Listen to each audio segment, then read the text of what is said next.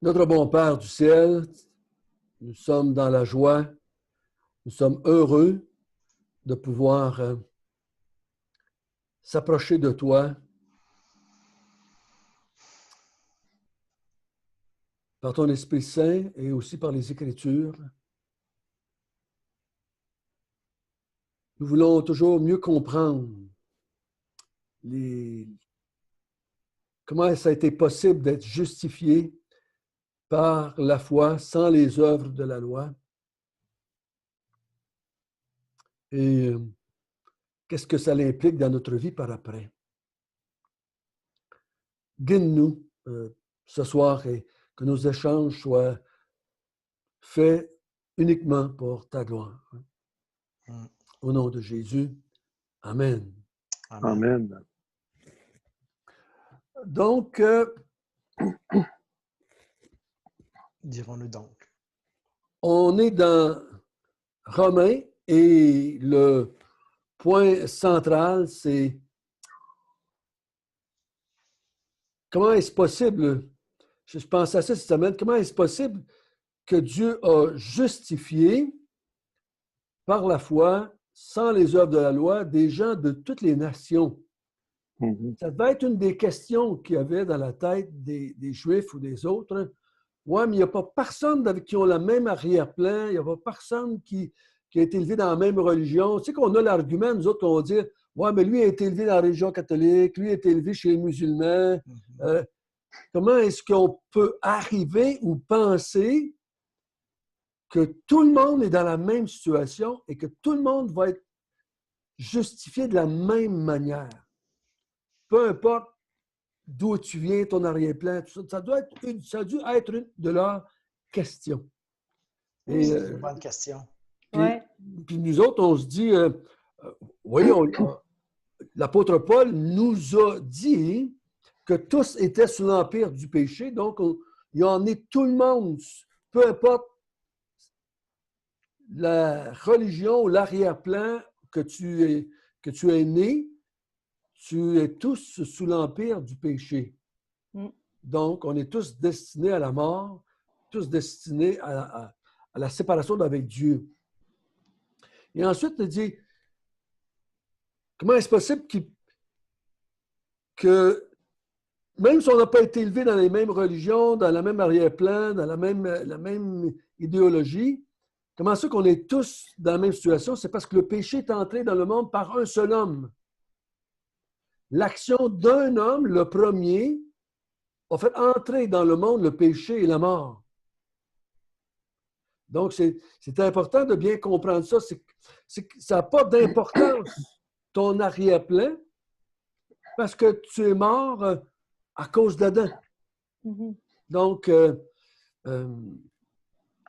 c'est la raison pour laquelle si ça serait à cause de mon arrière-plan qui m'a élevé, dans quelle région j'étais, ben ça serait difficile de penser que tout le monde est dans la même situation. Mais tout le monde est dans la même situation à cause que le péché est entré dans le monde par un seul homme. Et aussi que par un seul homme, la justice peut être obtenue. C'est un homme qui est Jésus, le deuxième Adam, qui va rendre possible à tous les êtres humains de pouvoir être justifiés par la foi sans les œuvres de la loi. Et on a vu ensemble qu'à la fin du chapitre 5, l'apôtre Paul a commencé à poser des questions. Comme ça, on devrait pécher afin que la grâce surabonde. Il dit non, vous ne pouvez pas faire cela parce que vous êtes unis maintenant en Jésus-Christ. Vous êtes une même plante avec le Christ. Vous êtes un avec lui. Donc, vous ne pouvez pas maintenant vouloir pécher pour que la grâce abonde ou surabonde. Vous ne pouvez pas aller dans cette direction-là. Ça serait contre nature pour vous. Et ensuite, il a dit, vu que vous êtes maintenant mort avec Christ, que vous êtes ressuscité avec lui, vous n'êtes plus sous la loi. Donc, la question qui est venue, c'est, bon, ben, est-ce qu'on doit pécher parce qu'on n'est plus sous la loi? Là, il dit non, vous ne pouvez pas faire ça non plus. Parce qu'il dit, si vous vous livrez au péché, vous êtes esclave du péché et vous êtes destiné à la mort. Vous êtes esclave à celui que vous vous livrez. Soit vous vous livrez au péché et vous êtes destiné à la mort, soit vous êtes livré à l'obéissance pour arriver à la justice. Donc, on a vu que c'est l'obéissance à la foi dont il parlait, non pas l'obéissance aux 10 commandements comme tel. Et c'est là qu'on arrive maintenant au chapitre 7. Et il continue le même argument de la justification par la foi sans les œuvres de la loi. Le verset 1 jusqu'au verset 6 d'abord. Il va parler comment ça qu'on n'est plus sous la loi. Comment ça qu'on n'est plus sous la domination de la loi. On va lire à partir du verset 1 jusqu'au verset 6 et on va commencer Isabelle, Daniel et Patrick. Ignorez-vous, frères, car je parle à des gens qui connaissent la loi, que la loi exerce son pouvoir sur l'homme aussi longtemps qu'il vit? Ainsi, une femme mariée est liée par la loi à son mari tant qu'il est vivant. Mais si le mari meurt, elle est dégagée de la loi qui la liait à son mari. Si donc, du vivant de son mari, elle devient la femme d'un autre homme, elle sera appelée adultère.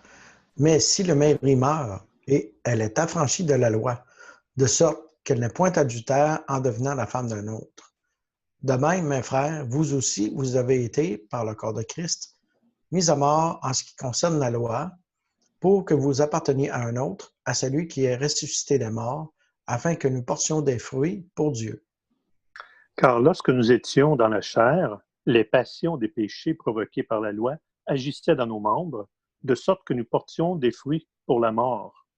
Mais maintenant, nous avons été dégagés de la loi, étant morts à cette loi sous laquelle nous étions retenus, de sorte que nous servons dans un esprit nouveau, et non selon la lettre qui a vieilli. Donc, il dit, la loi elle a un pouvoir sur toi tant et aussi longtemps que tu es vivant.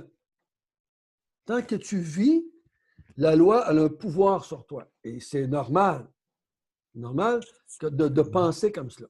Il y a juste une chose qui peut nous affranchir de la loi, ou, si on prend les termes du texte, nous dégager de la loi, nous, comment est-ce qu'il a dit aussi le mot?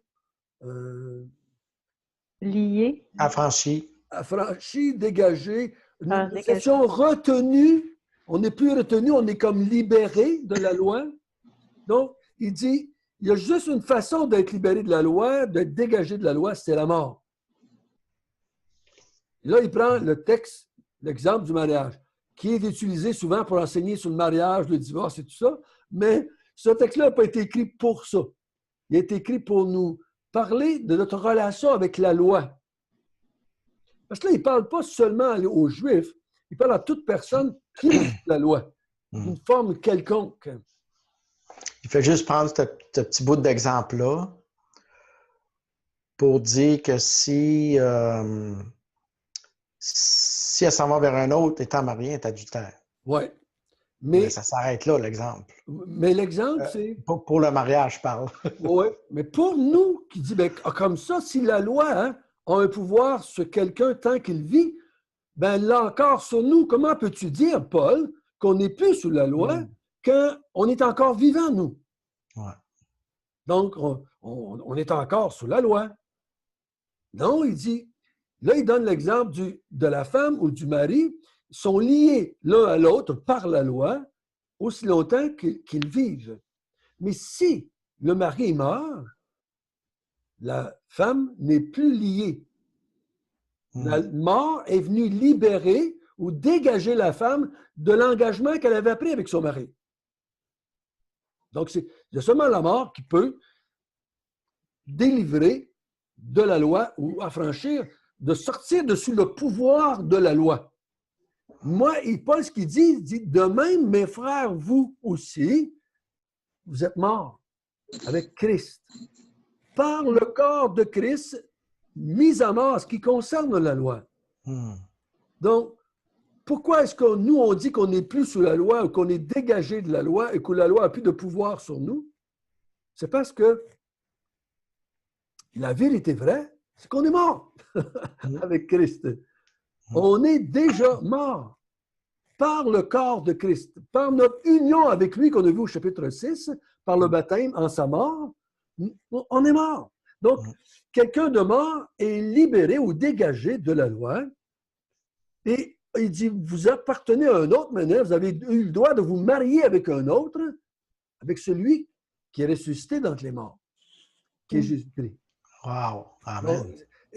C'est pour ça que c'est si important de bien comprendre ce qui m'a dégagé de la loi, c'est rien de ce que j'ai pu faire ou ne pas faire, excepté de croire en Jésus, de m'unir à Jésus par le baptême, en sa mort, à sa résurrection.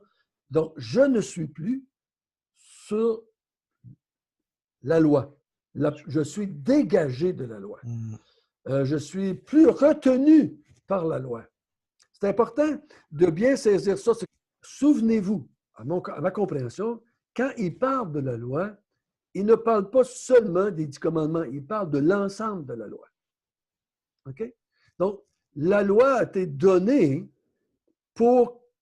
à des hommes et des femmes qui étaient déjà pécheurs, condamnés en Adam, déjà séparés de Dieu, déjà sous la domination du péché. La loi a été donnée à ces gens-là, elle n'a pas été donnée à des gens parfaits pour les garder parfaits. Donc, mais elle a un pouvoir sur celui qui sous elle. Comme moi, on est sous le pouvoir du Code civil québécois. Ouais. Parce qu'on est encore des Québécois puis qu'on est encore vivants. Mais du côté de la Bible, du côté de la foi, on est mort avec Christ, donc on est dégagé de la loi et on s'est marié avec un autre, on s'est uni avec un autre, avec le Christ, encore par sa résurrection. C'est ça qui nous a dégagés, qui nous a libérés, afin que nous portions des fruits. Donc, pourquoi on s'est marié avec quelqu'un d'autre si on était mort avec Christ et qu'on ne serait pas revenu à la vie avec lui? Bon, on ne serait plus sous la loi, mais on ne pourrait pas porter des fruits pour Dieu. On ne pourrait pas. Ça serait impossible pour nous. On serait juste plus sous la loi, mais on ne peut pas rien faire d'autre. Mais en revenant à la vie, on peut porter maintenant des fruits pour Dieu, pour la gloire de Dieu. C'est ce que ça veut dire. Hein? Au verset 5, il dit « Car lorsque nous étions dans la chair, les passions des péchés provoquées par la loi agissaient dans nos membres, de sorte que nous portions des fruits pour la mort. » Donc, lorsque nous étions dans la chair, donc on n'était pas encore mort avec Christ, on était dans la chair. On va en reparler d'ailleurs, est-ce qu'on est encore un peu sous la chair? Là, il parle aux croyants. Il parle à ces croyants-là qui se sont unis au Christ par la foi, par le baptême, à sa mort et à sa résurrection. C'est à eux qu'il s'adresse, à ces croyants-là. Là, il parle, il dit, vous étiez sous la chair, dont vous portiez des fruits pour la mort. Et ce n'était pas quelque chose qui était optionnel. Quand tu es sous la chair, tu portes des fruits pour la mort. On agit selon notre nature. Voilà. Donc, si Jésus a dit, si tu es un mauvais arbre, tu vas porter de mauvais fruits. Un mauvais arbre ne peut pas porter du bon fruit. C'est pas qu'il, de temps en temps, il y en a un qui s'échappe. Non, il ne peut pas porter de bons fruits.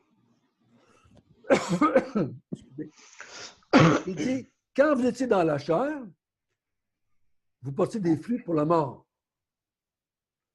Mais, il dit ensuite, mais maintenant, nous avons été dégagés de la loi, étant morts à cette loi sous laquelle nous étions retenus, de sorte que nous servons dans un esprit nouveau et non selon la lettre qui a vieilli. Comment vous comprenez ça quand nous servons dans un esprit nouveau? non selon la lettre qui a vieilli. Comment vous voyez ça? Il compare ça avec autrefois, là, parce qu'il dit maintenant. Autrefois, quand vous étiez dans la chair, vous portiez des fruits pour la mort. Maintenant, n'étant plus sous la loi, n'étant dégagé de la loi, n'étant plus retenu par la loi, nous servons dans un esprit nouveau. C'est quoi ça, cet esprit nouveau-là? Comment vous voyez ça, cette pensée-là? Un esprit renouvelé, un esprit qui pense plus pareil, qui veut faire maintenant l'œuvre de Dieu, la volonté de Dieu. Oui. Avant ça, il ne pensait même pas à ça. C'était pour la mort. Je ne sais pas. OK. Donc, non selon la lettre qui a vieilli.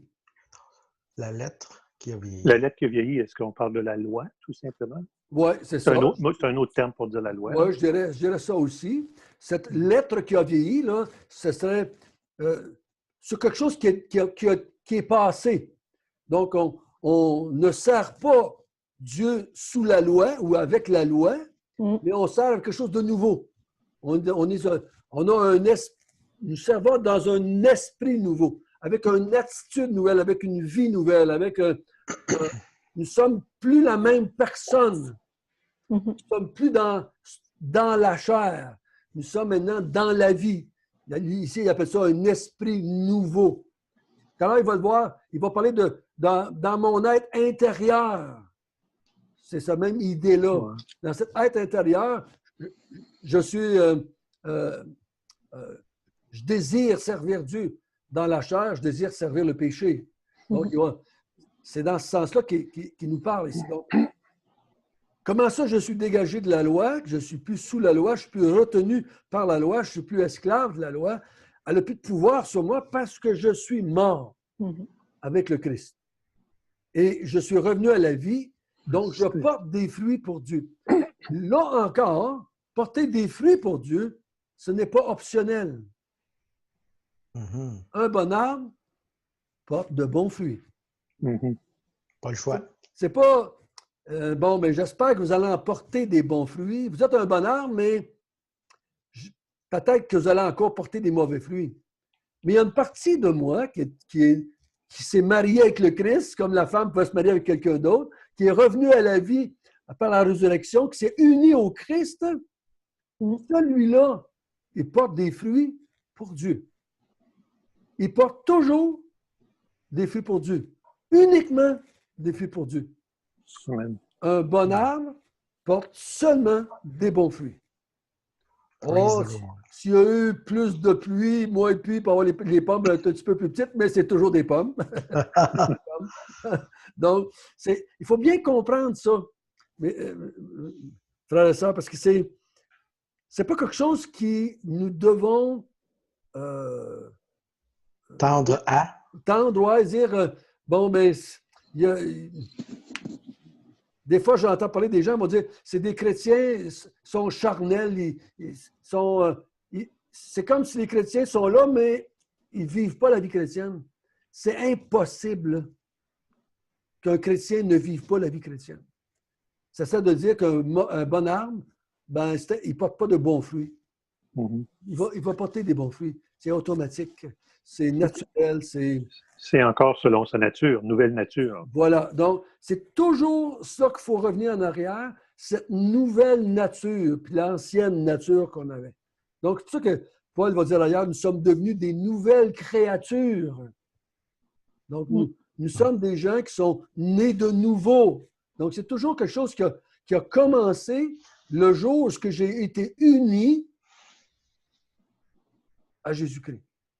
Dans le chapitre 11, il va l'emmener avec l'idée de porter du fruit, parce qu'on a été hanté au cep. Donc, voyez-vous, là, en étant hanté au cep, on va porter du fruit. Donc, c'est dans ce sens-là qu'il faut bien comprendre que nous portons du fruit. Il y a quelqu'un qui m'a parlé l'autre jour, qui m'a posé des questions sur Jean 15, le vigneron, le cep, les sarments. Donc, il disait, ça se peut-tu qu'il y a des chrétiens qui ne portent pas beaucoup de fruits, qu'ils ne sont pas émondés, ils ne demeurent pas vraiment en Christ? Ben, j'ai dit non, ça ne se peut pas, là. Tu ne comprends pas bien le texte. Si Dieu est le vigneron et que Jésus est le cep et que moi je suis attaché au cep et je tire ma vie, tu sais, je tire ce qu'on appelle ça, ma sève du cep. Je vais porter des raisins, là. Je vais faire des raisins, c'est sûr et certain. Puis vu que mon père est le vigneron, je vais porter beaucoup de raisins. Parce que c'est un bon vigneron, il va bien prendre soin de la situation. Donc, c'est pas. Amen. C'est pas que j'ai. Amen. Je suis un chrétien, mais moi, je porte. J'ai entendu quelqu'un dire ça il y a quelques années. Il y a des chrétiens qui portent juste des raisins secs. Non. On a dit des chrétiens qui ne fonctionnent pas vraiment pour le Seigneur. Et je trouve que c'était quasiment insultant. C'est arrogant. Mais c'est insultant pour Dieu qui dit qu'il est le vigneron dans sa vigne. C'est des raisins secs qu'il y a là. C'est insultant, ça, pour un vigneron. C'est à moins qu'il ait passé une maladie et qu'ils sont tous morts, là, mais normalement, si le vigneron fait sa job, tu vas avoir une grosse production de raisins. Et là, ça va faire la gloire du vigneron. Et là, le verset 7 arrive dans le décor. Que dirons-nous donc? La loi est-elle péché? Si tu veux t'en débarrasser, t'en dégager, si tu veux t'en séparer, sais-tu qu'elle était péché, cette loi-là? Était-tu si mauvaise que ça? Est-ce que Dieu, en donnant la loi, a donné quelque chose au peuple de mauvais, de péché? La question est légitime. Pourquoi tu veux t'en dégager? C'est Dieu qui l'a donné, c'est quelque chose de bon, ça vient de Dieu. Pourquoi tu parles de ça? Pourquoi tu dis qu'on ne peut pas être justifié par la loi? Pourquoi tu veux tant en sortir pour te marier avec quelqu'un d'autre? Que dirons-nous donc? La loi est-elle péché? Loin de là. Mais je n'ai connu le péché que par la loi.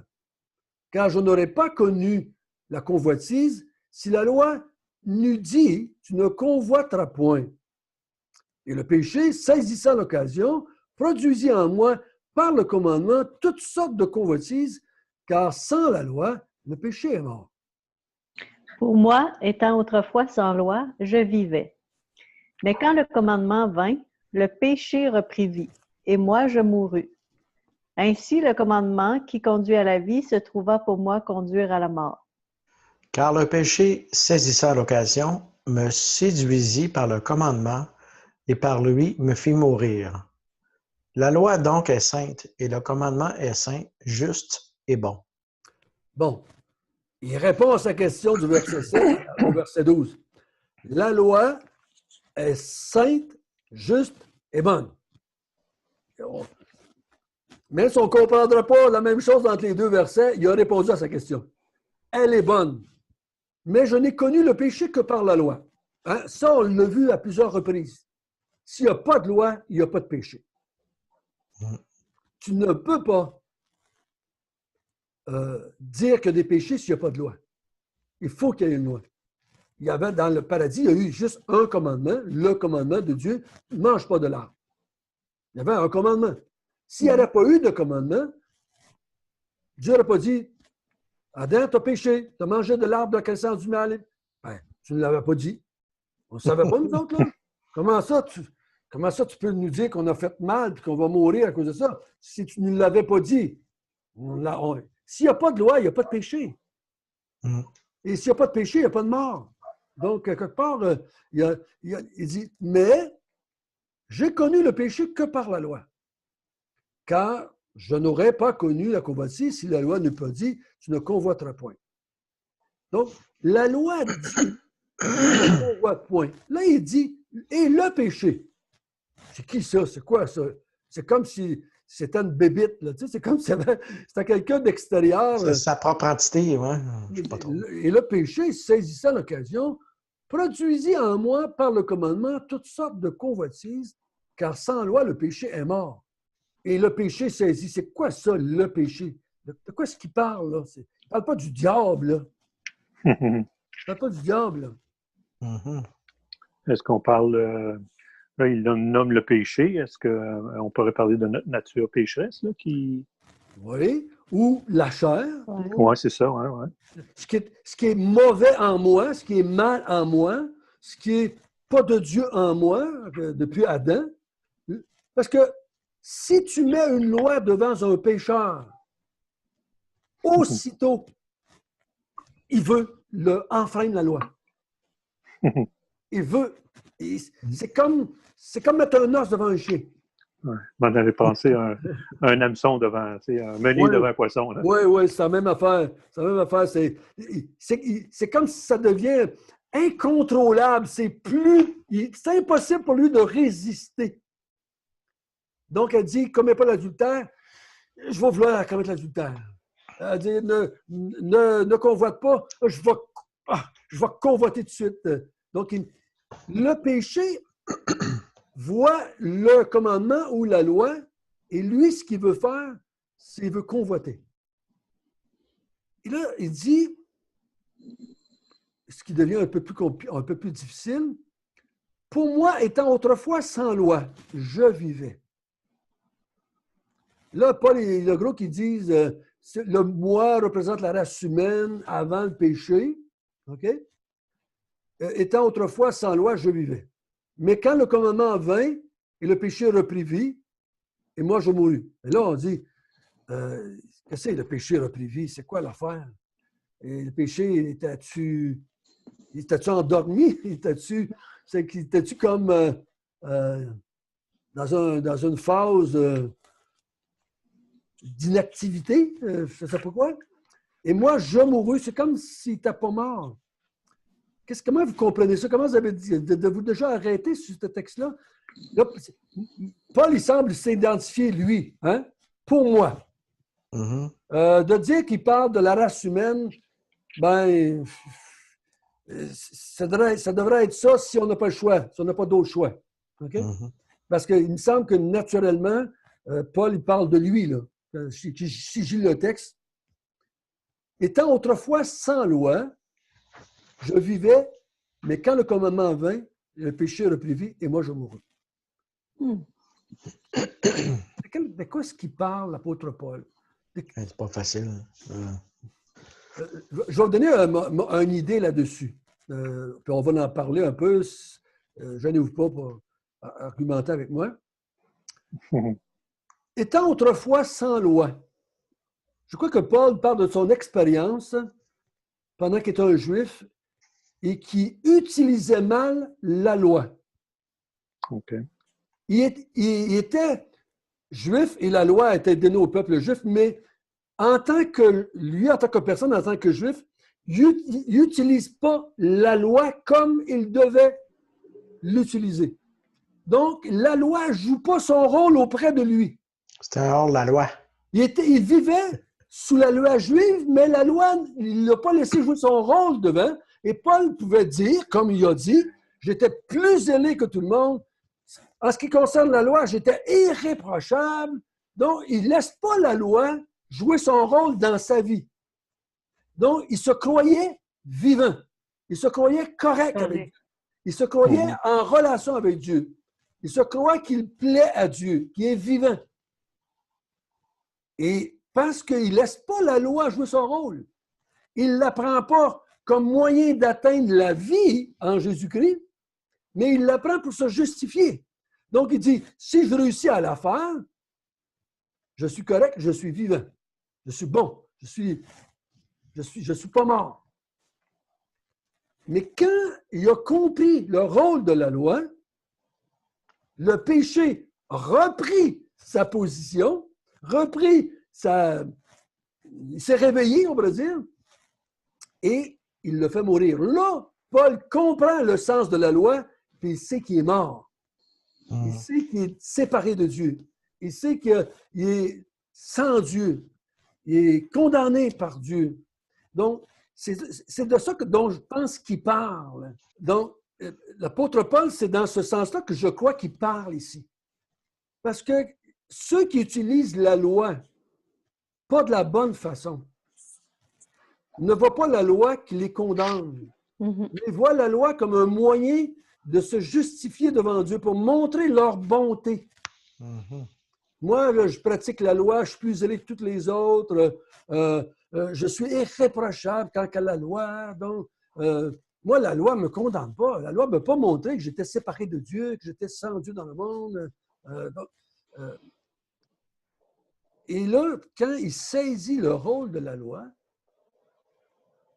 le péché se réveille et il meurt à ses yeux. Il comprend que la loi lui a montré, était là pour lui montrer son incapacité, son état de mort, son état de perdition devant Dieu, son état de séparation d'avec Dieu.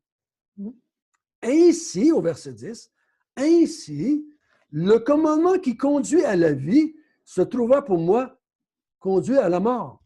Donc, ce commandement-là qui aurait dû me conduire à Christ, comme pédagogue, ça aurait dû m'emmener à la vie, mais elle n'a pas joué son rôle. Okay? Elle me conduit à la mort. Donc, quand le péché, saisissant l'occasion, me séduisit par le commandement et par lui me fit mourir. Donc, la loi est sainte, elle est bonne, elle est correcte, elle a le but de me conduire à la vie. Pas de me donner la vie, mais de me conduire à la vie. Donc, ce qui était bon, vu que je l'utilisais mal, ça me fait mourir. Ça me gardait dans la mort. Ça m'empêchait d'être conduit à la vie. Donc, c'est comme ça que je le comprends. Il me semble que c'est la seule façon que ça fasse un peu de sens dans le texte. Et en l'appliquant le plus simplement possible, Paul parle de lui, parle de certaines périodes de sa vie où il croyait qu'il était vivant. Croyait qu'il était juste aux yeux de Dieu. Par sa vie de tous les jours, par sa pratique de la loi. Jusqu'à temps qu'il soit convaincu par Dieu, par l'Évangile, par l'Esprit Saint, qu'il travaillait, qu'il était contre Dieu, qu'il ne marchait pas avec Dieu. Je ne sais pas quand il a réalisé ça, il ne nous en parle pas, mais il nous répond à notre question. La loi n'est pas péché, n'est pas mauvaise. Mais si je l'utilise mal, elle me donne la mort. Et c'est vrai que quelque chose qui me donne la mort, je pourrais dire que c'est mauvais. Je pourrais dire que c'est mal. Parce que qu'est-ce qui donne la mort? C'est le péché. C'est ce qui est mauvais, ce qui est contre Dieu. C'est ça qui donne la mort. Donc, si la loi me donnait la mort, bien, est-ce que la loi, ça doit être péché? Non, non, non. Il dit, la loi est bonne, elle est sainte, si tu l'utilises bien. Combien de gens vont être condamnés, séparés de Dieu pour l'éternité? Pourtant, ils vont avoir passé leur vie à essayer de mettre en pratique la religion dans laquelle ils sont. Puis sérieusement, là, ils vont vouloir le mettre sérieusement. Là. Il y en a qui s'enferment dans des couvents, dans des monastères. Ils se privent, ils se font souffrir physiquement. Ils prennent ça au sérieux, là. Mais pourtant, ils utilisent mal la loi, ils sont morts. Donc, ils ne laissent pas la loi jouer son rôle auprès d'eux. Donc, la loi, si je l'utilise bien, elle va me conduire à la vie. Elle va me conduire à Jésus-Christ. OK? Donc, la loi, si je réponds à la question, elle n'est pas péché, elle est bonne. Elle est là pour me conduire à la vie. Donc, pour nous croyants, étant vivants, étant maintenant avec la vie, étant maintenant un avec la vie, qui est Jésus-Christ, la loi n'a plus de rôle à jouer auprès de moi. elle n'a plus besoin de me conduire à la vie. Je suis maintenant rendu à la vie. C'est comme si, je ne sais pas si vous avez déjà fait ça, vous achetez une carte pour vous conduire à une telle place, et quand vous êtes rendu là, la carte, bien, vous la frondez n'importe où, vous n'avez plus besoin. Vous êtes rendu à destination. Donc, de dire maintenant que si tu fais avec ta carte, bien, tu n'as plus besoin, tu es rendu à la ville. Donc, si la loi était là pour me conduire à la vie, et que j'ai maintenant la vie, je suis maintenant avec la vie, j'ai plus besoin de la loi. J'ai plus de besoin. J'ai plus de. Elle a joué son rôle auprès de moi. J'en ai plus besoin en tant que chrétien. La loi avait un rôle à jouer, était là pour m'emmener à Christ. Maintenant, Christ prend la relève. Ouais. Il me donne la vie et cette vie-là me pousse à porter des fruits. Cet esprit nouveau-là me pousse à porter des fruits pour Dieu. Je n'ai pas besoin de loi pour me pousser à porter des fruits. Donc, c'est Christ qui a pris la relève de notre vie et avec cette nouvelle vie qu'il nous a accordée, c'est cette nouvelle vie qui va me pousser à porter du fruit pour Dieu. Donc, c'est vraiment libérateur de penser ça. Oui. Tu sais, ça me fait penser quand Jésus fait le sermon sur la montagne, là. Un moment donné, il dit, ben, il me semble que c'est là, un moment donné, il dit, recevez mes instructions car je suis doux et humble de cœur. Puis, comment qu'il dit ça, Isabelle? Vous trouverez du repos. Mais portez... Prenez mon joug est doux. Mon fardeau est doux et léger. Ouais, ça, c'est pas dans le sermon sur la montagne, c'est plus loin un peu, je pense. Un petit peu plus loin, hein, ouais. Mais tu sais, ça me fait penser un petit peu à ça parce que eux autres même, ils n'ont même pas pu porter la loi, tu sais, observer la loi. La loi, quand on l'apprend pour se justifier, c'est un fardeau. C'est pesant. Moi, si je vais vous donner un autre moyen, prenez mon joug à moi, prenez ce que moi, je vais vous donner comme instruction, vous allez voir que ça va être doux et léger. Vous allez trouver du repos pour vos âmes. Là, il parle de la conversion. Il ne parle pas de la vie du croyant, dans le sens que si tu réussis à obéir à ce que je te dis, là, ta vie chrétienne va être plus facile. Non, c'est pas ça dont il parle. Non, c'est ça. Il appelait les Juifs à devenir croyants. OK? Donc, oui. OK? Ben oui, on avait saisi ça. C'est bon. Au verset 13, ce qui est bon a-t-il donc été pour moi une occasion de mort? Ah bon. Donc, la loi du péché, non, elle est bonne. Elle est sainte, elle est juste, elle est bonne. Bon, mais ce qui est bon, m'a-t-il donné la mort? Est-ce que le bon arbre, finalement, apporte un mauvais fruit? C'est ça qu'il pose comme question. Donc, il va répondre loin de là, encore une fois. Je pense que c'était à Patrick. Oui. Mais c'est le péché, afin qu'il se manifestât comme péché, en me donnant la mort, par ce qui est bon, et que par le commandement, il devint condamnable au plus haut point. Nous savons en effet que la loi est spirituelle, mais moi, je suis charnel, vendu au péché. Car je ne sais pas ce que je ne fais point ce que je veux, et je fais ce que je hais. Or, si je fais ce que je ne veux pas, je reconnais par là que la loi est bonne. Et maintenant, ce n'est plus moi qui le fais, mais le péché qui habite en moi. Ce qui est bon, je le sais. Hop, je pense que je n'ai fait 2 là. Hein? 3, même. 3. Ce qui est bon, je le sais, n'habite pas en moi, c'est-à-dire dans ma chair. J'ai la volonté, mais non le pouvoir de faire le bien.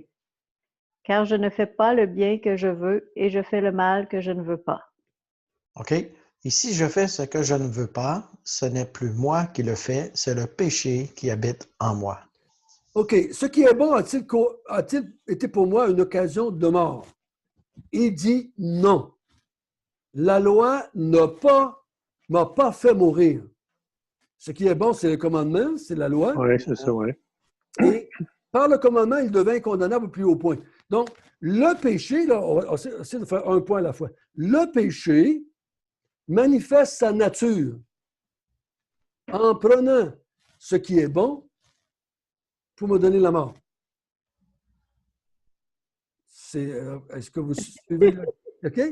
Mais le péché se manifeste comme péché, donc il montre sa nature, Mhm. en me donnant la mort par ce qui est bon, Par la loi. par la loi. Et que par le commandement, il devint condamnable au plus haut point.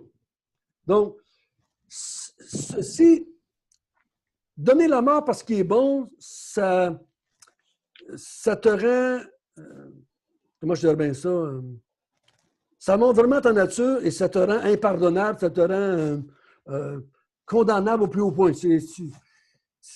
Ça manifeste à quel point tu étais méchant. Tu sais, le péché a manifesté sa nature parce qu'il a pris quelque chose de bon pour donner la mort. OK. Donc, ça, on comprend ça. Mais il me semble qu'il vient de contredire sa réponse du premier bout du verset, que ce qui est bon ne peut pas donner la mort. Il dit non. Loin de là. Hein. Loin de là. Ce qui est bon ne peut pas causer la mort, mais le péché prend ce qui est bon et il me donne la mort. Mais il me semble qu'on avait vu qu'on était mort en Adam, à cause d'Adam. Donc, pourquoi est-ce qu'il dit que maintenant, le péché, c'est pas évident d'essayer de saisir qu'est-ce qu'il veut dire par là. Est-ce qu'il est en train de dire, oui, on est mort par Adam, mais est-ce qu'il est en train de dire, j'ai réalisé ça, j'ai compris ça, quelque part, cet aspect-là? Il avait dit au verset 10, « Ainsi, le commandement qui conduit à la vie se trouvait pour moi conduire à la mort. Mais pourtant, j'étais mort. » Ben ouais, c'est ça. Hein? Donc, mais est-ce qu'on peut le mettre comme but ultime et final, m'amener à la mort éternelle? Je ne peux plus m'en sortir. Il va me garder dans la mort jusque dans l'éternité. Parce que le commandement pouvait me faire sortir de la mort et m'emmener à la vie et pour l'éternité. Mais le fait qu'il l'a mal utilisé, ça va me conduire à la mort d'une façon permanente. Je ne sais pas si on peut le dire de même, parce qu'il dit, mais le péché, lui, il se manifeste qu'il va prendre ce qui est bon, la loi, si on prend ça comme règle de base, puis il va me donner la mort. Il va me donner la mort d'une façon permanente. Il va me garder dans la mort. Il va me laisser dans la mort. Donc, il me donne la mort d'une façon continuelle. Au lieu de m'aider à sortir de la mort, il me garde dans la mort. C'est la seule façon que je peux voir que ça fasse un peu de sens dans ma tête. Donc, au lieu de prendre le commandement pour m'emmener à la vie, le péché prend le commandement, puis il me fait mourir. Il me fait mourir, il me fait mourir, il me fait mourir. Il va me garder de même jusque dans l'éternité. Il me garde dans la mort. Et ceci manifeste à quel point le péché est mauvais. Et si le péché est mauvais, il est condamnable au plus haut point. Mais ça, là, c'est... Pourquoi il dit ça dans le texte? Je me suis posé pourquoi il veut que je comprenne ça. C'est que tu ne peux pas utiliser la loi pour te justifier parce que le péché qui est encore en toi, hein, lui, là, il va l'utiliser pour te donner la mort. Donc, tu ne peux pas penser utiliser la loi dans ce sens-là. Donc, ce qui est bon, qui aurait dû me conduire à la vie, ça va me conduire à la mort d'une façon comment on dit ça, ultimement, de façon permanente. On va dire dans l'Apocalypse, il y a une pensée qui me vient à l'esprit pendant que je parle, la seconde mort. C'est comme, tu es à mort, là, tu vas aller à la seconde mort. C'est comme, tu vas mourir de façon permanente, de façon irréversible maintenant. Donc, si la loi est là pour me conduire à la vie, mais elle va conduire à la vie quelqu'un qui est mort. Donc, elle va conduire à la vie, mais le péché, lui, vient, prend ce qui est bon, puis il me conduit à la mort. La mort éternelle, d'une façon permanente. Donc, et ça manifeste la nature du péché. Il n'y a rien à espérer d'un pécheur. Donc, mais la loi, où ce qui était bon, a manifesté au plus haut point la nature exécrable du péché. Ouais. OK? En fait, ressortir à quel point l'être humain, le péché qui était dans l'être humain était incapable de faire le bien. On a jeté de la lumière sur la nature humaine. Oui, c'est ça, oui. Il dit au verset 14, « Nous savons en effet. » Là, il essaie de nous faire comprendre. Il sait que c'est compliqué ce qu'il dit. La loi est spirituelle. Et moi, je suis charnel, vendu au péché. Voyez-vous, là, il met les deux natures côte à côte. La loi, c'est quelque chose de spirituel. C'est quelque chose qui vient de Dieu. Comment vous... Le mot spirituel, nous, on se demande qu'est-ce qu'il veut dire, la loi est spirituelle. La loi, ça vient pas de la chair, ça vient pas de l'homme. C'est pas l'homme qui l'a inventé, c'est pas l'homme qui l'a mis là. Le pécheur ne peut pas se donner une loi pour s'emmener à la vie. Donc, ça vient de quelqu'un en dehors. Ça vient de Dieu, c'est spirituel. Parce que ça a été donné par quelqu'un qui voulait que je vienne à la vie. Là. C'est un moyen pour venir à la vie. Donc, c'est spirituel dans ce sens-là, en contradiction avec la chair. La loi est spirituelle. Moi, je suis charnel, vendu au péché. Donc, il y a une contradiction entre les deux. Donc, la loi, elle est bonne. Elle n'est pas la cause de la mort. C'est le péché qui s'est manifesté par cela. Il dit, la loi était spirituelle, elle est bonne, elle vient de Dieu. Moi, je suis charnel. Et le mot charnel, là, il dit vendu au péché. Je suis un anti-Dieu, je suis un contre-Dieu, je suis un ennemi de Dieu. Donc, c'est pour ça que je n'ai pas pu utiliser la loi à bonne esséance. Je ne peux pas utiliser la loi à bonne esséance pour me justifier. Je ne peux pas le faire. Je suis vendu au péché, moi. C'est tout ce que je peux faire avec ça. Car, là, il dit pourquoi qu'il fait cette déclaration-là? Car je ne sais pas ce que je fais. Hein? Je ne sais pas ce que je fais. Bon. Je ne fais point ce que je veux. Et je fais ce que je hais. Nous quand les gens parlent de même, là, on nous envoie à la psychiatrie à quelque part. Je ne sais pas ce que je fais. Tu ne sais pas ce que tu fais, toi. Je ne fais pas ce que je veux. Ah non? Bon. Je fais ce que je hais. Il y en a qui est fou qui font le contraire de ce qu'ils aiment. Ouais. Et je fais ce que je hais. C'est comme s'il parlait des deux, dans le sens où je ne sais pas ce que je fais. C'est comme s'il parlait quand je suis mort spirituellement, ou c'est ma chair qui ne sait pas ce qu'elle fait. Puis quand il dit « je fais ce que je hais », bien là, c'est sa nouvelle nature. Là, c'est Paul régénéré qui dit « je fais quand même ce que je veux pas », ce que j'aime pas, pardon. OK, oui, mais lisons à verset 16, voir si ça va nous aider. « Or, si je fais ce que je ne veux pas », parce que l'argument m'a montré que ce qui est bon n'a pas causé la mort. Ouais. Okay? Il dit « Or, si je fais ce que je ne veux pas, je reconnais par là que la loi est bonne. Si je fais ce que je ne veux pas. » Mais est-ce qu'il parle... Mais le fait que si je fais ce que je ne veux pas, le fait qu'il dit « je ne veux pas », il est en train de reconnaître que la loi est bonne. Oui. Je ne veux pas mentir, mais je le fais. Je ne veux pas voler, mais je le fais. Donc, je reconnais par là que la loi est bonne parce que je ne voulais pas le faire. Je ne voulais pas voler, je ne voulais pas mentir. Mais est-ce qu'il parle de lui vendu au péché? Oui. Il parle de son état, là, vendu au péché. Car je suis charnel, vendu au péché. Puis là, il décrit car je ne sais pas ce que je fais. Moi, je le fais au bout de Je pense que c'est bien ce que je fais, mais c'est mal ce que je fais. Je pense de bien faire, puis je fais mal. Je ne sais pas ce que je fais. Je n'ai pas de discernement spirituel dans ce sens-là parce que je suis vendu au péché. Je ne sais pas ce qui est bon à faire dans ce sens-là, où je voudrais des fois faire le bien ou faire aider mon prochain ou faire quelque chose de correct, mais je n'arrive pas à le faire.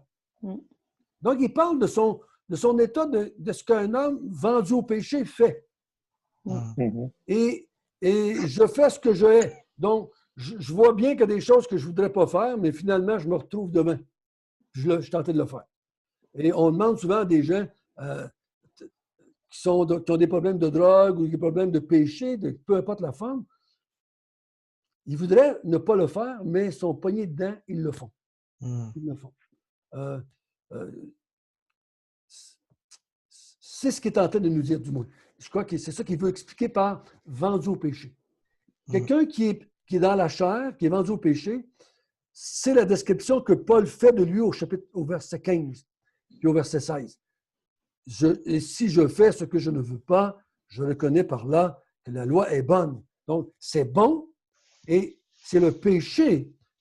C'est moi qui est vendu au péché, c'est moi qui est charnel, qui utilisait mal la loi, qui a pris ce qui était bon, puis qui m'a donné moi-même la mort avec. Donc, j'étais tellement pécheur que j'ai mal utilisé la carte routière. J'ai mal utilisé la loi.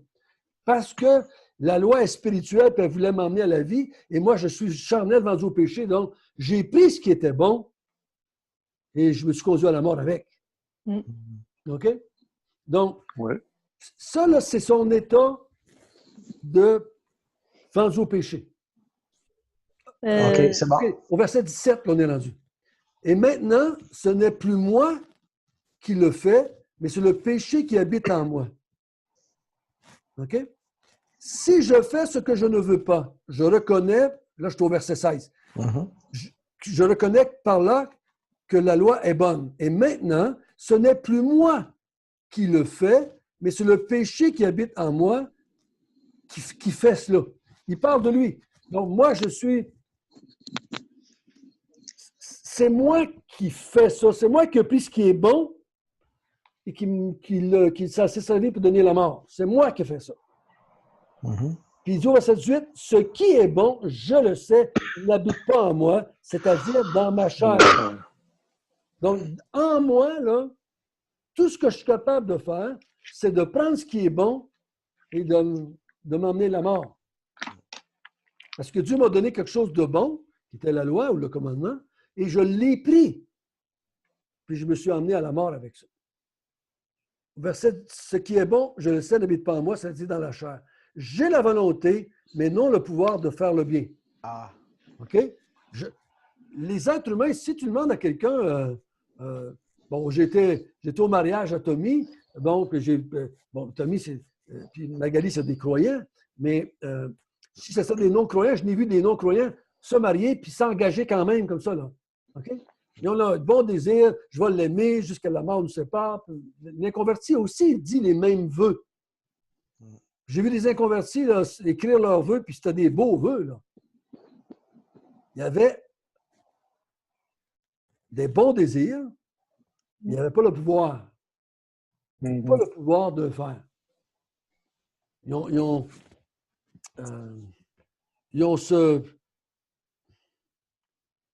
ont la volonté, comme je dis, là, ils ont le désir de faire quelque chose de bon, mais ils n'ont pas la capacité de le faire.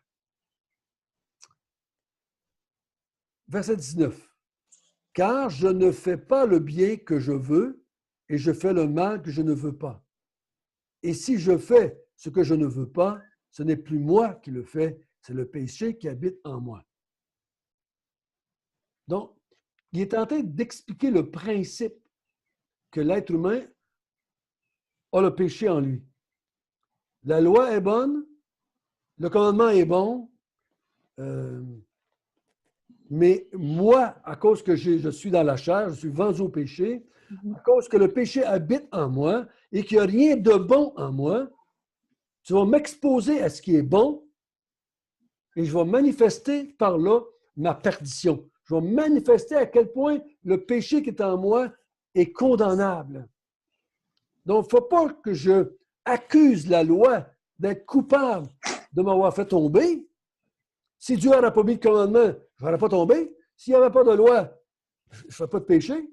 Non, c'est pas ça. La loi est bonne. C'est que en utilisant la loi d'une mauvaise façon, tu as manifesté le péché qui est en toi. Tu as manifesté la nature de ce péché-là, l'incapacité de ce péché-là de faire le bien. Est-ce que vous comprenez un peu le principe? Mhm. Tout l'argument, c'est ce qui est bon a-t-il été pour moi cause de mort? La réponse, c'est La non. réponse est non. Non. C'est le péché qui est en moi qui a utilisé ce qui était bon pour m'emmener ultimement dans la mort éternelle.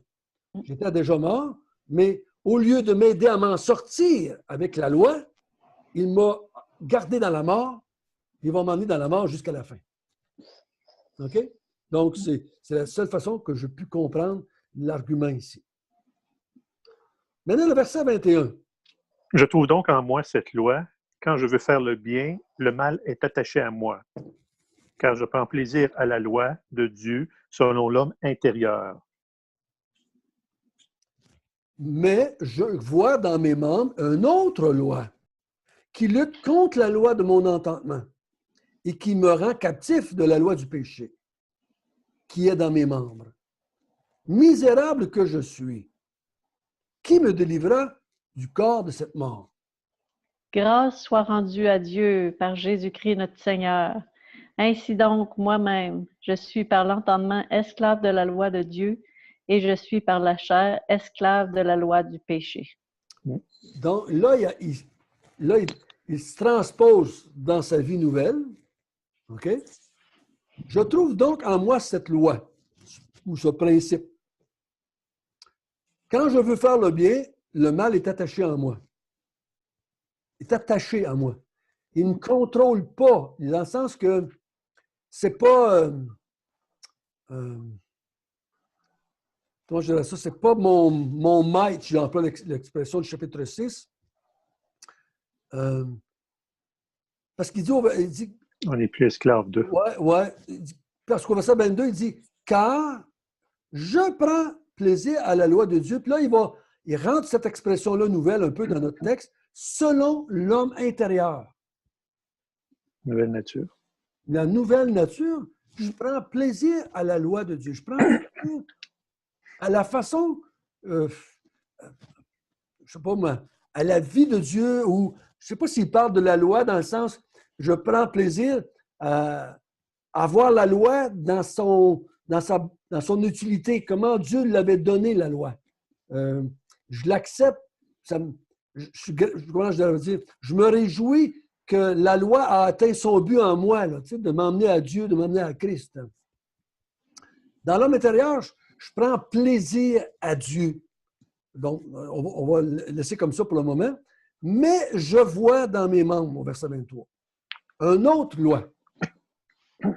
C'est comme il y a deux lois en lui qui luttent contre la loi de mon entendement, qui me rend captif de la loi du péché qui est dans mes membres. Donc, il y a deux lois en lui, deux principes en lui qui... prend plaisir à la loi de Dieu, il veut faire la loi de Dieu, mais en même temps, il y a une autre loi qui le rend encore captif où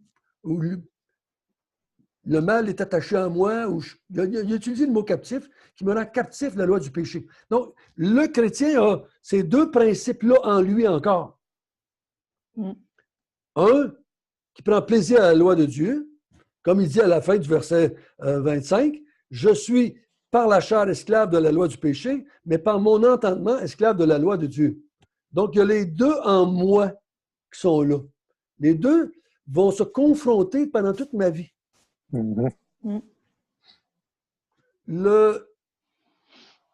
Cette partie de moi qui est la chair ne va pas emmener mon entendement ou mon homme extérieur a péché.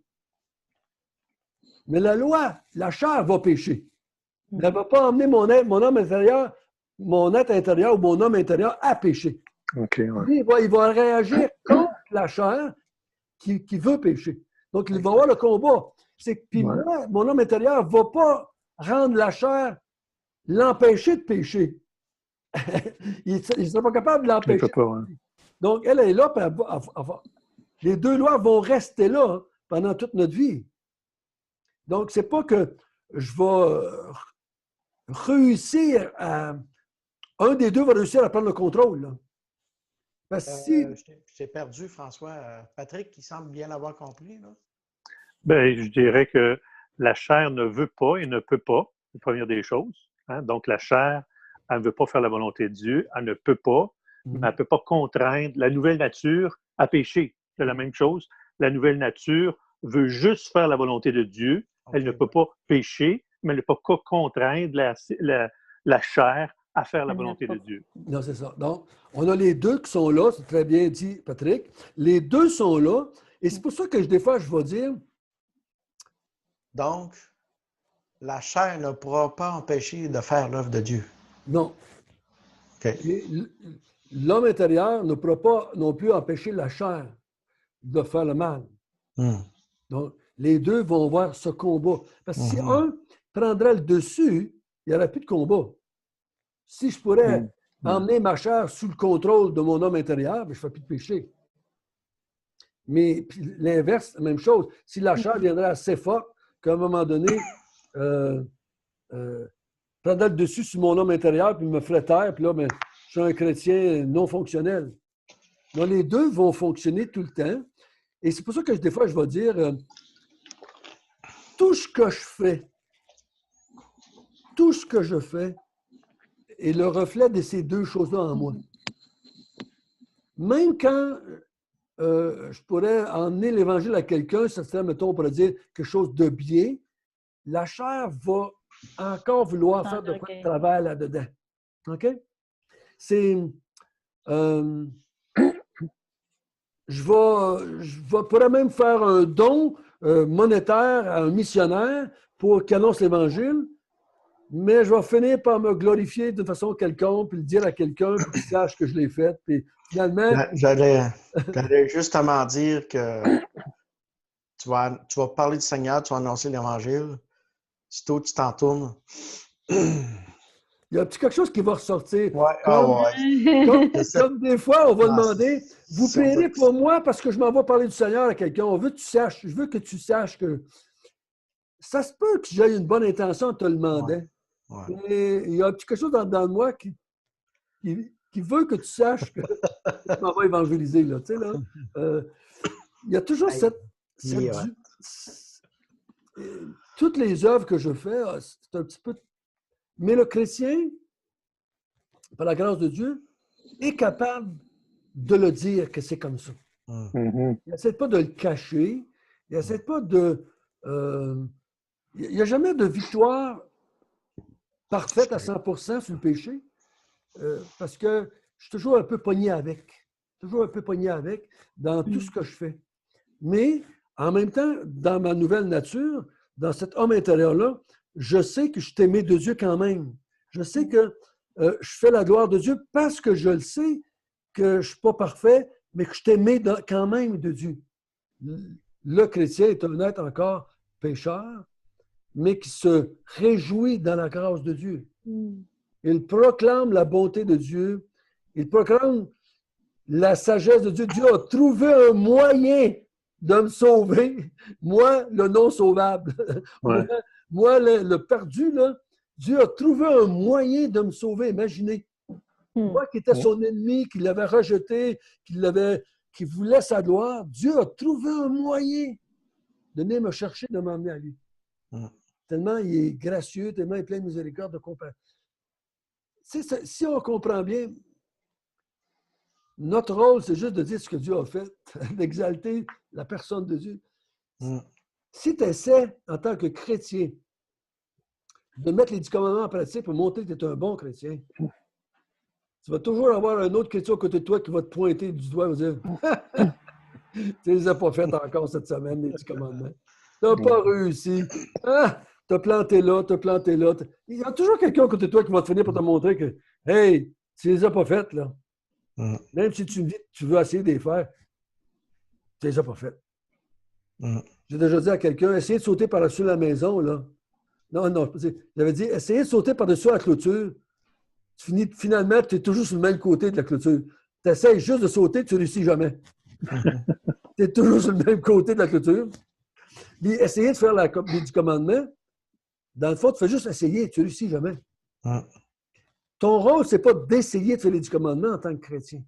C'est d'exalter les attributs de Dieu qui ont été mis en fonction pour te sauver, pour établir un peuple. C'est ça l'Église. C'est ça notre rôle. Tu peux me dire, François, tu es pécheur encore, tu es pécheur, tu fais des péchés, tu fais ci, tu fais ça, tu es orgueilleux, tu ne dis pas trop. Je vais dire, c'est vrai. Mais Dieu est donc merveilleux et bon. Il a trouvé un moyen de me sauver, de me justifier sans la loi. Sans la loi. Jésus. Wow. Donc, c'est ça notre rôle. Puis moi, je trouve que des fois, l'Église, on perd un peu notre temps, entre guillemets, à essayer de devenir des bonnes personnes. Au lieu de dire à quel point Dieu était bon de sauver des personnes comme on est. Et j'ai dit à une chrétienne il n'y a pas tellement longtemps, j'ai dit, je t'écoute, là, tu as peur que les inconvertis voient que tu es pécheur. Tu veux tellement avoir un bon témoignage, là. Tu veux tellement réussir à leur montrer que toi, tu es une bonne personne. Mais ils te regardent, là, puis ils vont voir que tu es un pécheur. Là. Tu vas peut-être passer pour un gars gentil, là, mais c'est parce qu'ils sont aveugles. N'oublie pas, ils sont aveugles. Mais s'ils voient, là, avec les yeux de Dieu, là, tu es un pécheur. Là. Comprenez-vous? Il ne faut pas avoir peur. Je ne sais pas qu'on prend plaisir à faire des péchés et que les gens voient, là, on va leur montrer qu'on est encore des pécheurs, on va en faire des péchés. Non, là, ça serait de dire, je vais pécher avec la grâce sur la vente, ça serait une folie. Mais quand on constate nous-mêmes le péché de notre vie par la grâce de Dieu et que les gens nous disent qu'on est des pécheurs, on dit, tu as raison, je suis un pécheur. Je suis encore un pécheur. Mais je ne te proclame pas ma bonté, je te proclame la grandeur de Dieu qui m'a sauvé. Il ne faut pas avoir peur de laisser voir. Il faut faire attention. Il ne faut pas que je dise qu'il faut prendre plaisir avec le cœur. Mais non plus, il ne faut pas vouloir cacher. Il faut être transparent. Oui, il faut être transparent dans nos vies, avec nos enfants. Moi, j'ai manqué ça avec mes enfants jusqu'à ce point. J'ai voulu leur laisser voir que j'étais un bon père, mais quand ils ont été assez vieux pour voir clair, ils ont bien vu que j'étais tout de travers, tout croche. Et il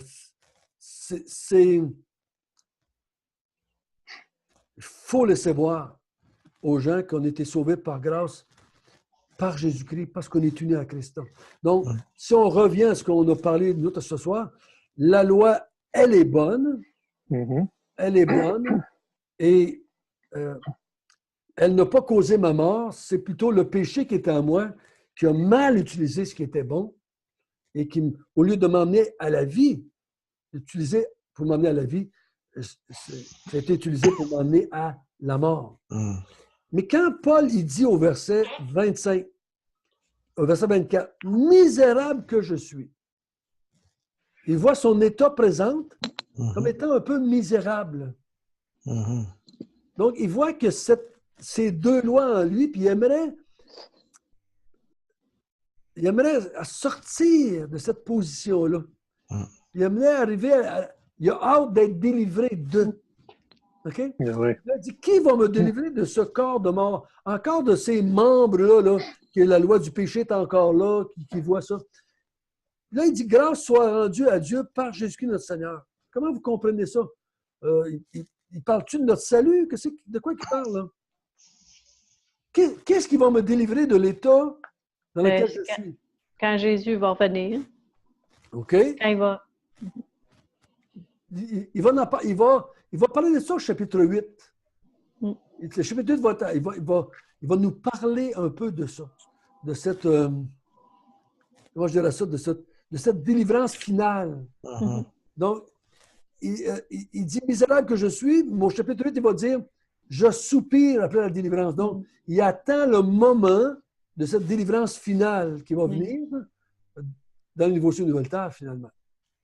Il trouve son état présent là, un peu misérable, Mhm. un peu difficile, un peu triste, d'être encore dans cet état-là. Mais il dit, grâce soit rendue à Dieu, par Jésus-Christ, venir par sortir de cet état-là. Donc, ce n'est pas par mon obéissance que je vais sortir. Ce n'est pas que maintenant, en tant que chrétien, j'ai la capacité d'obéir au commandement et ça va me délivrer. Non. Ce qui va me sortir de cet état-là, c'est Jésus-Christ, encore une fois. Ce que Jésus-Christ a fait à la croix va m'emmener à être délivré totalement aussi. Il n'a pas juste sauvé mon âme, il va aussi sauver mon corps, ou il m'a délivré de la chair. Il va sanctifier la chair par la résurrection. Donc, automatiquement, je vais être totalement délivré de cela. Donc, il va nous en parler là, de cette délivrance qu'on attend. Comme il va parler de la nature soupire, je soupire, l'Esprit Saint soupire. Tout le monde soupire après cette délivrance totale et finale. OK? Oui. Essayons de bien comprendre pour nous l'état dans lequel on est présentement. On est justifié par la foi sans les œuvres de la loi, parce que la loi n'a pas été donnée pour me justifier, mais elle a été donnée pour m'emmener à la vie, m'emmener à celui qui pouvait me donner la vie, en Jésus-Christ. Donc, maintenant que je ne suis plus sous la loi, je ne vais pas la ramener dans ma vie pour une autre raison. OK? Ramenons pas la loi dans la vie du chrétien pour quoi que ce soit. Ni pour la justification, ni pour la sanctification, ni pour quoi que ce soit. Elle a joué son rôle, c'est derrière nous. Derrière nous. Donc, c'est... Si maintenant je veux aimer Dieu et mon prochain, je n'ai pas à en appeler à la loi, c'est ma nouvelle nature qui veut ça. Dans un sens, je prends plaisir à la loi de Dieu. Je prends plaisir d'être avec les enfants de Dieu, d'aimer les enfants de Dieu, parce que c'est ma nouvelle nature qui fait ça. Elle ne ramène pas la loi pour essayer de me contrôler. Elle n'a pas réussi avant, elle ne réussira pas plus après. Parce que si j'amène la loi devant la chair qui est encore là en moi, hein, qu'est-ce que vous pensez qu'elle va faire avec? Elle va faire la même chose que la première fois. Là. Ouais. Elle va essayer de l'utiliser pour causer des convoitises, causer de l'adultère, causer le mal, du mensonge. Elle va utiliser la loi à cause de la même manière. Là. Donc, je ne suis plus sous la loi. Quand la chair va vouloir se justifier par la loi ou vouloir... Je veux dire, non, moi, je ne suis plus sous la loi. La loi, elle a joué son rôle dans ma vie, c'est de m'emmener à Jésus-Christ, c'est fait, c'est accompli. Je suis plus... la loi n'a plus sa raison d'être dans ma vie. Elle a joué son rôle et j'en gloire à Dieu pour le rôle qu'elle a joué dans ma vie, de m'emmener à Christ. Mais c'est terminé. C'est terminé. Je suis en Christ maintenant.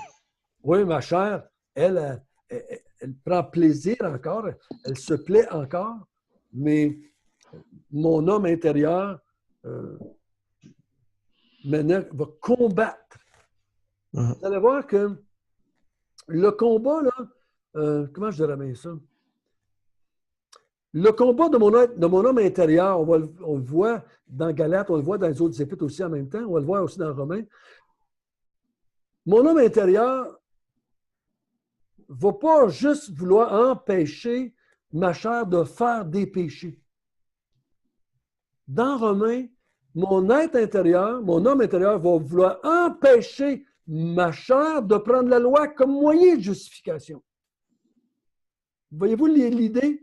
C'est pas juste que, bon, mon homme intérieur, maintenant, là, celui qui est sauvé, qui est né de nouveau, là, va essayer de contrôler ma chair pour qu'elle ne fasse pas certains péchés.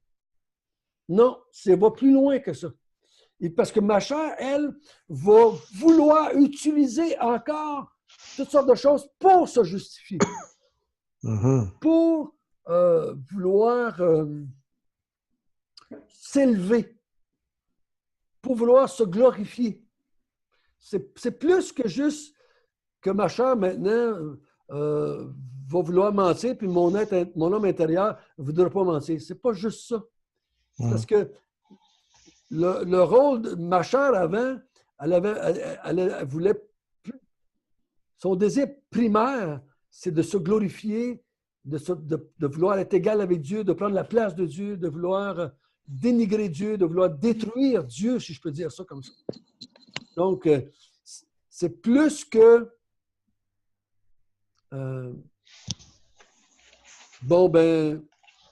ma chair ne veut pas obéir au 10 commandements, puis moi, dans mon homme intérieur, je vais vouloir obéir au 10 commandements. C'est plus que ça. C'est plus que ça. Mon combat, là, ça va être, je vais vouloir dire à la chair, tu peux pas être un instrument pour me justifier. Je suis là, moi, pour glorifier Dieu. Je ne veux pas de la gloire. Je suis là pour la gloire de Dieu. C'est plus grandiose que juste de dire, je vais obéir aux 10 commandements. La vie chrétienne, c'est plus que ça, là. Parce que il y a tellement de temps qui est perdu chez les croyants à essayer de vouloir trouver des moyens d'obéir aux 10 commandements au lieu de proclamer la grâce de Dieu, l'amour de Dieu, qui aime ses enfants malgré qu'ils sont encore des pécheurs. Dans ce sens-là. OK? Ouais. Déjà 8h10. Donc, c'est dans ce sens-là que je voulais expliquer ce texte-là. La loi est bonne, elle n'a pas causé le péché et elle n'a pas causé la mort en moi. Et ceux qui utilisent mal la loi, ben, la loi devient, comment je dirais ça, va les emmener à la mort plutôt que de les emmener à la vie. Parce que plus ils essaient d'utiliser la loi pour se justifier, plus ils restent dans la mort. Mais s'ils utilisent la loi pour être conduits à la vie, la loi joue son rôle dans leur vie à ce moment-là. OK? On va demander à Patrick de prier, s'il vous plaît. Seigneur, notre grand Dieu, merci pour ta parole qui est la vérité. Paul posait la question, est-ce que la loi est mauvaise? Moi, je me disais, c'est Dieu qui a donné la loi, donc elle est bonne. Merci de nous avoir révélé que c'est par la foi en Jésus qu'on est sauvé sans les œuvres de la loi. Merci, Seigneur, de nous avoir, sauvés, toi seul, à toi la gloire, à toi la grâce. Merci de nous avoir donné cette nouvelle nature qui veut faire ta volonté. De nous avoir montré qu'on a quand même cette nature pécheresse qui ne veut pas.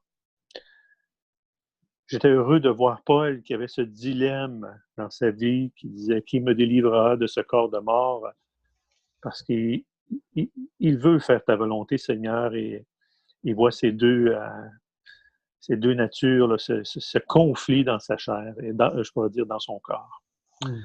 Mais tu vas nous délivrer, Seigneur. Un jour, lorsqu'on va être avec toi, lorsque tu vas nous donner ce nouveau corps, on ne pourra que faire ta volonté toujours. Merci pour cette promesse que tu reviens nous chercher et qu'un jour, on va te glorifier pour l'éternité. Merci en même temps, Seigneur, que tu nous laisses ici pour annoncer ta parole, pour annoncer l'Évangile, la bonne nouvelle de Jésus. Guide-nous, Seigneur, cette semaine et dirige encore François dans ses études. Gloire à toi. Amen.